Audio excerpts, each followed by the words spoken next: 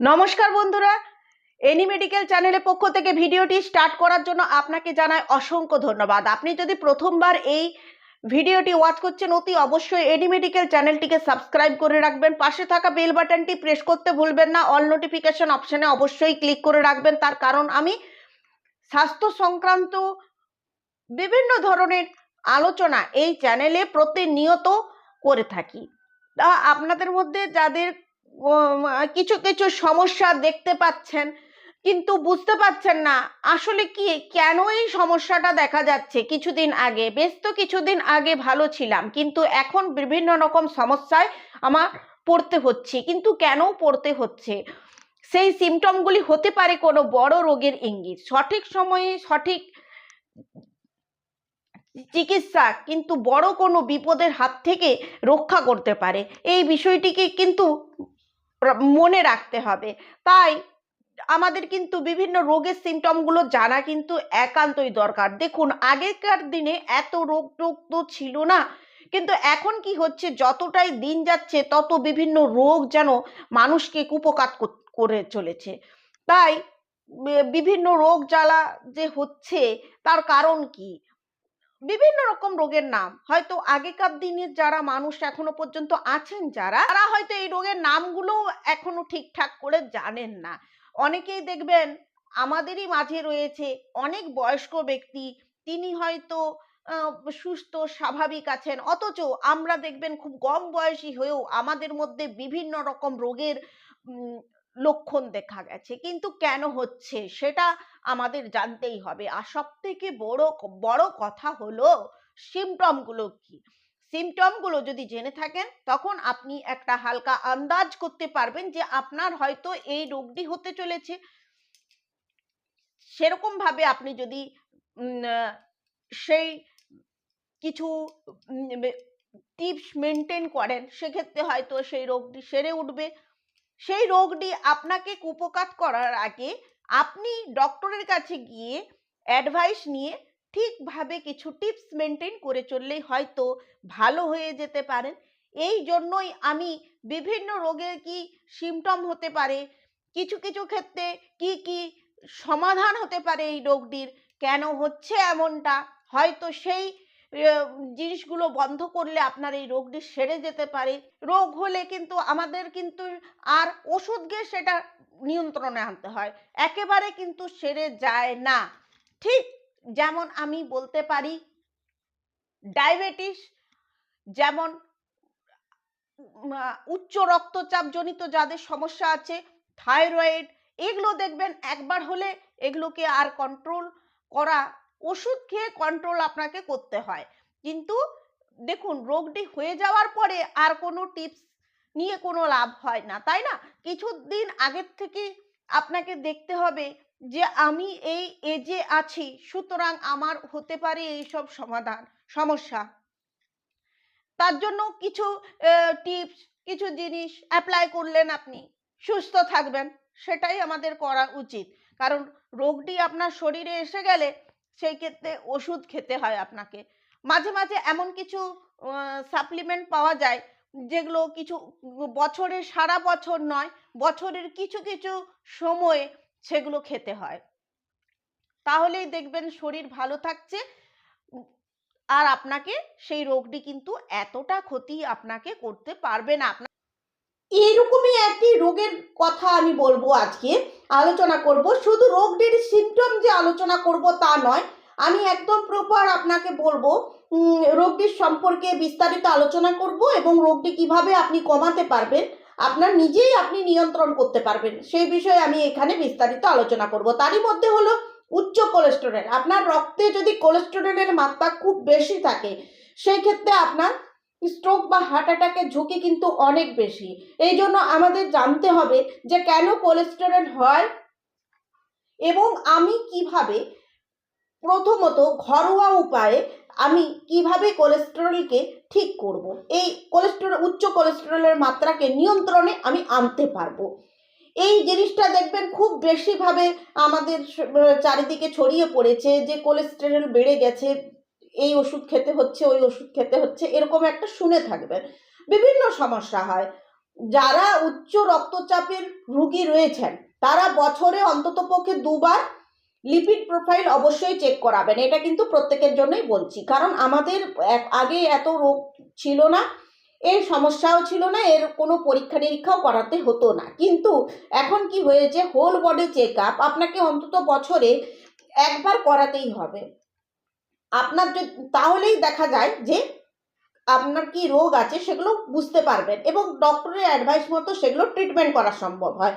কিন্তু এমন কিছু রোগ আছে যেগুলো একদম আপনার যখন সিমটমগুলি দেখতে পাবেন তখনই আপনি রোগটার বিষয়ে জানতে ওয়াকিবহাল হলেন যে আপনার এই রোগটি হয়েছে। সেই টাইমে কিন্তু ওই ওষুধ খেয়ে রোগটি কমিয়ে রাখা ছাড়া আর কোনো উপায় থাকে না।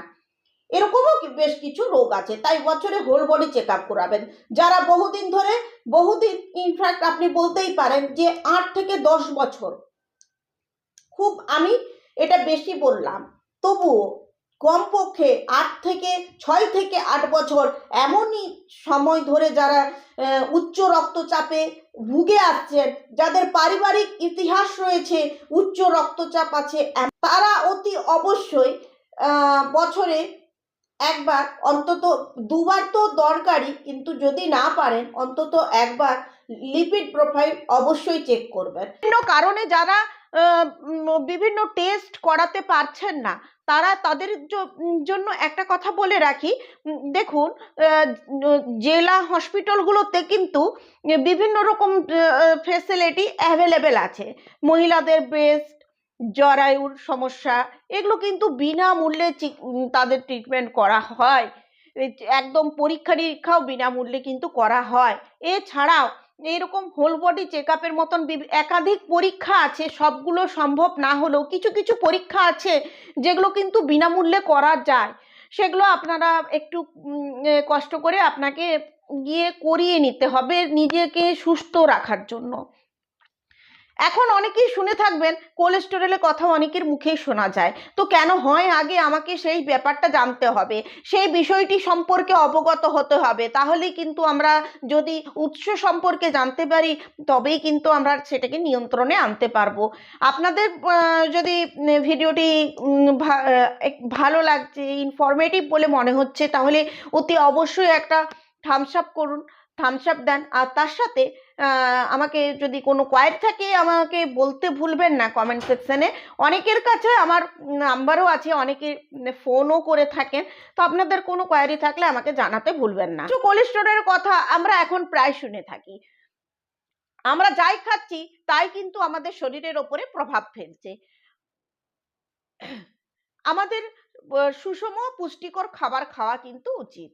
দেখুন, উচ্চ কোলেস্টেরলের মাত্রাকে নিয়ন্ত্রণে আনতে গেলে আপনাকে লাইফস্টাইলে অবশ্যই বেশ কিছু চেঞ্জ আনতে হবে। একটা জিনিস অবশ্যই মনে রাখবেন, আমরা প্রতিদিনকার ডায়েটে যতটা পারবো চর্বি মুক্ত খাবার খাওয়ার চেষ্টা করব। আমাদের এই জিনিসটা অবশ্যই মাইন্ডসেট করেই নিতে হবে। আমি যদি রান্না করছি বাড়ির, বা কেউ রান্না করছেন, যিনি রান্না করে থাকুন কেন না, 5 চা চামচের বেশি তেল যেন রান্নায় না ইউজ করা হয়। একই খাবার সকালে এবং রাত্রে খাবেন, কারণ যত বেশি পদ আপনি খাবেন তত বেশি কি হবে, তেল খাবেন। আর একটা বিষয় আমাদেরকে অবশ্যই মাইন্ডে রাখতে হবে যে আমাদের যেন ওজন বৃদ্ধি না হয়। সঠিক ওজন কিন্তু আপনাকে নিয়ন্ত্রণ রাখতে হবে। দেখুন, যারা যাদের মানে বেলি ফ্যাট ইনক্রিজ হচ্ছে তাদেরকে একটু লক্ষ্য রাখতে হবে, হাঁটাহাঁটি করতে হবে। বেলি ফ্যাট কেন ইনক্রিজ হচ্ছে, বেলি ফ্যাট যাতে না হয় সেই ধরনের মাঝে মাঝে কিছু কিছু টুকিটাকি সাপ্লিমেন্ট গ্রহণ করতে হবে। এগুলো মাঝে মাঝে আপনাকে কিন্তু একটু ডায়েট মেনটেন করে চলতে হবে। আর খাবার আপনি যতটা পারবেন কম খাবার খাবেন। আমরা মানে কি খাবো সেটাই ঠিক করে জানি না, আর কি খাবো না সেটাও জানি না।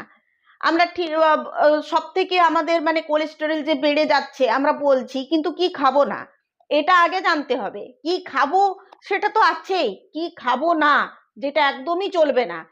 প্রথমত আপনাকে বাদ দিতে হবে পনির, ঘি। আপনি রেড মিট, চর্বিযুক্ত মাংস এড়িয়ে চলুন। ফাস্ট ফুড, জাঙ্ক ফুড, বেশি মশলাদার খাবার একদমই খাবেন না।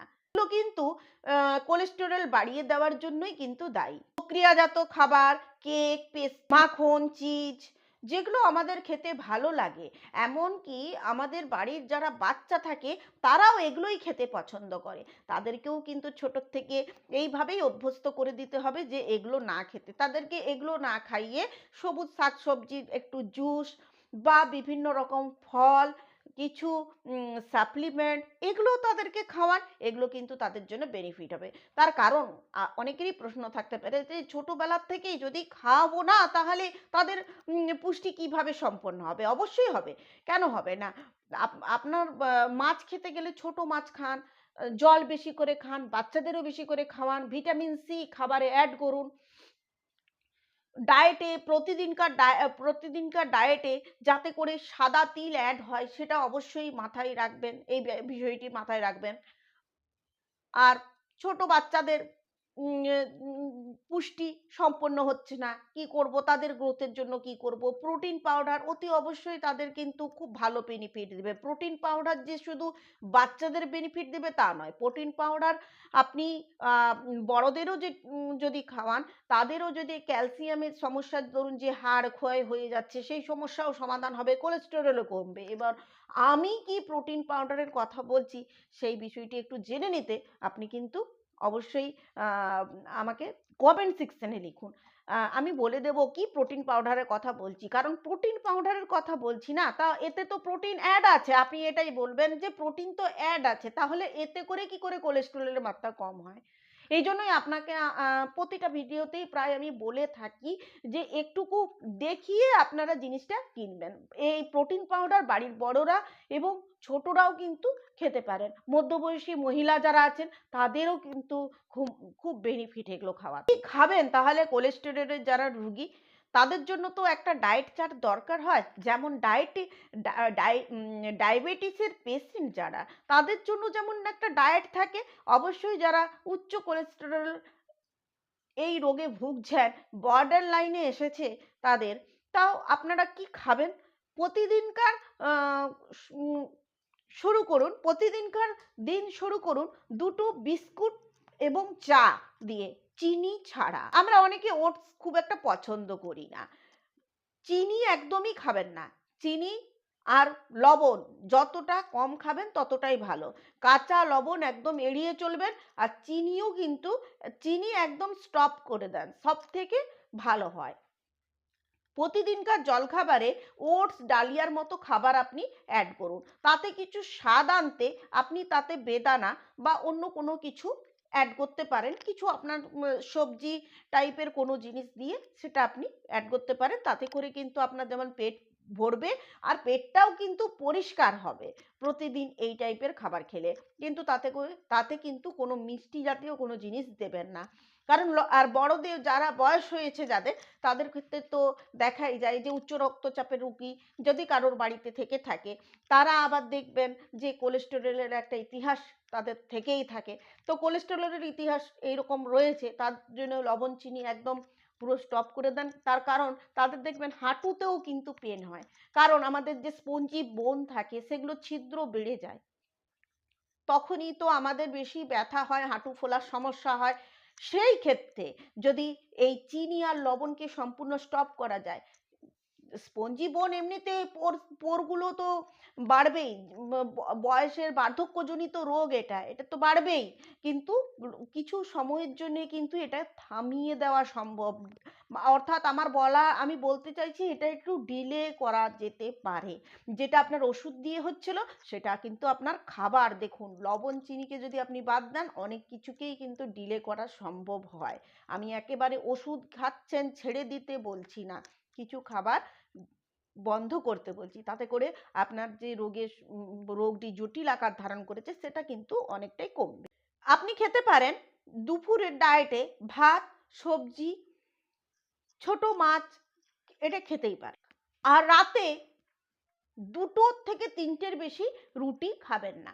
তাও আবার দেখবেন সেটা যেমন গমের থেকে তৈরি আটা হয়, সেটা আবার যেন রুল ময়দা মানে সাদা ময়দা যেন না হয়। কারণ সাদা ময়দা কিন্তু কোনো রকমভাবে আমাদের মানে সেটা হজম হচ্ছে না, এটা কিন্তু শরীর নিতে পারবে না, এতে করে কিন্তু রোগের পরিমাণ কিন্তু বেড়ে যাবে।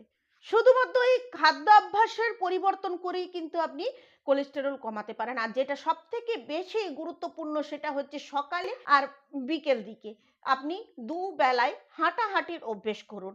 আপনার যদি হাঁটাহাঁটির মতো সময় না আছে, বসে যোগা করতে পারেন। ধূমপানের অনেকে আসক্ত আছেন যারা, তাদের উদ্দেশ্যে বলছি ধূমপান এই অভ্যেসটা মানে খুব তাড়াতাড়ি, যতটা সম্ভব তাড়াতাড়ি এটার থেকে আপনাকে এই অভ্যেসটার থেকে আপনাকে বেরিয়ে আসতে হবে, তাহলেই কিন্তু সমস্ত সমস্যার সমাধান হবে।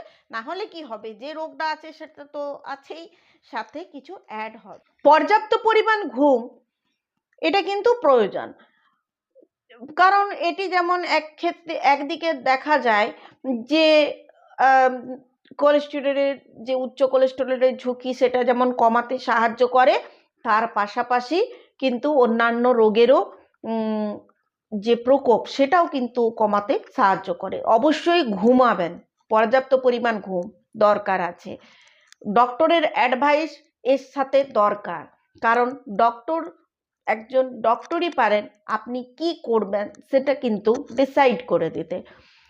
আমাদের লাইফস্টাইল পরিবর্তনের মাধ্যমে আমরা কোলেস্টেরল কেন, একাধিক রোগকে কিন্তু নিয়ন্ত্রণের মধ্যে রাখতে পারি। কোলেস্টেরলের সমস্যা যদি বেড়েই চলেছে প্রতিদিন, তখন যেগুলো বললাম আমি সেগুলো তো মেনটেন করবেন, কি খাবেন আর কি খাবেন না, কারণ খাদ্য থেকেই তো এই রোগটির সৃষ্টি হচ্ছে, এবং আমরা ঠিক মতো খাবার খাই না, যেটা খাওয়া দরকার খাই না বলেই তো আমাদের উচ্চ রক্তচাপ জনিত যে রোগটি সেটির যেমন সমস্যা সৃষ্টি হয়, সেরকম কোলেস্টেরলেরও সমস্যা সৃষ্টি হয়। তো এর যদি উচ্চ কোলেস্টেরলের সমস্যায় ভুগে থাকছেন, এর উচ্চ কোলেস্টেরলের যদি বেশি আছে আপনার রক্তে, অবশ্যই আপনি তার পরিমাণ কমাতে একজন ডক্টরের অ্যাডভাইস নেন। পরিমাণ মতো জল খান, একটা বিষয় অবশ্যই মনে রাখবেন, খেয়ে সাথে সাথে ঘুমোতে যাবেন না, খাওয়ার 1 ঘন্টা পর ঘুমোবেন। এই জিনিসগুলো ফলো করুন, আপনি যদি কোলেস্টেরলের সমস্যায় ভুগছেন অবশ্যই কিন্তু রেহাই পাবেন। পাশাপাশি আমি যে জিনিসগুলোর নাম আমি বললাম এগুলো যদি আপনি রেগুলার একটা মেনটেন করেন, তাহলে কিন্তু দেখবেন কোলেস্টেরলের পাশাপাশি বহু সমস্যার থেকে আপনি মুক্তি পাবেন। আর রান্নায় কখনো বেশি তেল ব্যবহার করবেন না, এতে করে আপনার শরীর যেমন ভালো থাকবে, আপনি বাড়িতে আপনি নিজের হাতে রান্না করছেন, তাহলে আপনার শরীর যেমন ভালো থাকবে, পাশাপাশি আপনার পরিবারের সকলে সুস্থ থাকবে। আপনাদের সকলের শারীরিক সুস্থতার কামনা করে ভিডিওটি আমি এখানেই শেষ করছি। ভিডিওটি এতক্ষণ পর্যন্ত দেখার জন্য এনি মেডিকেল চ্যানেলের পক্ষ থেকে জানাই আপনাকে অসংখ্য ধন্যবাদ।